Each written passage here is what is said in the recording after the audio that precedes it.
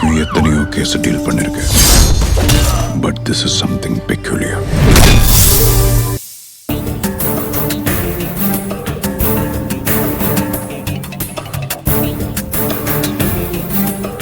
ஏய், இவ்வளவு நேரம் என்ன பண்ணிட்டு இருந்த?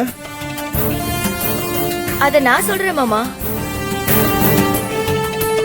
தெய்வானிக்கு பிறந்த குழந்தைக்காக வேண்டிக்க பொங்கல் செஞ்சு அத கோவிலுக்கு கொடுக்கறதுக்காக ரெடி பண்ணிட்டு இருந்தாங்க மேடம். ஓ, பொங்கல் பண்ணினியா?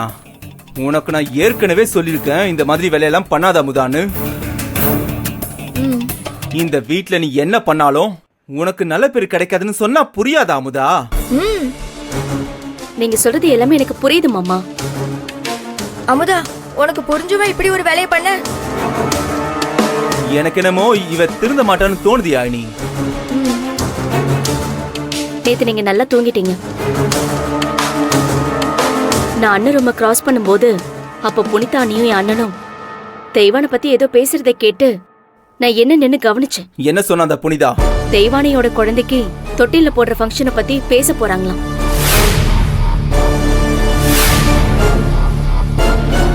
அதுக்காக அத்தையை அங்க கூட்டிட்டு போறாங்க. உங்க அம்மாவும் தேன்மொழியோட சித்தியும் ஒருத்தருக்கு ஒருத்தர் பேசி சமாதானம் ஆயிடுவாங்கன்னு அண்ணன் சொல்லிக்கிட்டு இருந்தாரு.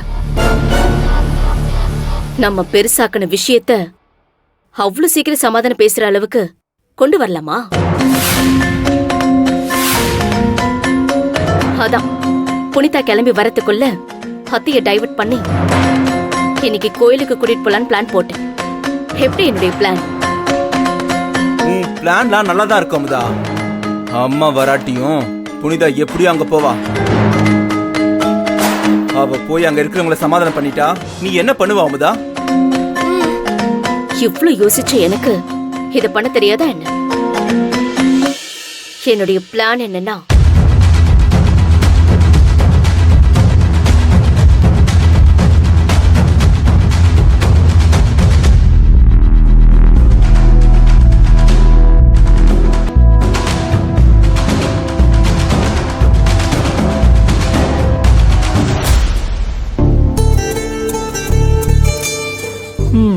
அத்தையானதும் ஒருத்தர் அநியாயத்துக்கு மேக்கப் போடுற மாதிரி தெரியுதே. கபிலன், கபிலன் என்ன எதுக்கு சொல்றீங்க?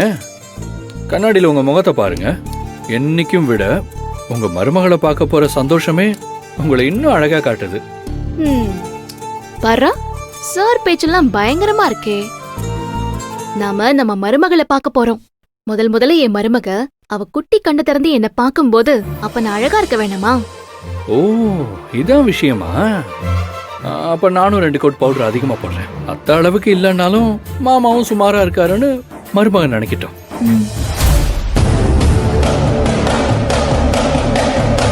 இதுதான் என்னுடைய பிளான். ஏய், கை கொடு அமுதா. எப்படி நீ இப்படி எல்லாம் யோசிக்கிற? இப்ப புரியுது உன்னோட பிளான். செம்ம பிளான். அப்போ எப்படி போய் புனிதாக்க பேசிட்டு இருந்தாலும் அந்த பிளான் நடக்காது, அதானே? ஆமா யாழினி, இனிமே இந்த வீட்டுல கிடைக்கிற நல்ல பேர் எல்லாமே புனிதாவுக்கு இல்ல, எனக்கு தான். எனக்கு மட்டும்தான்.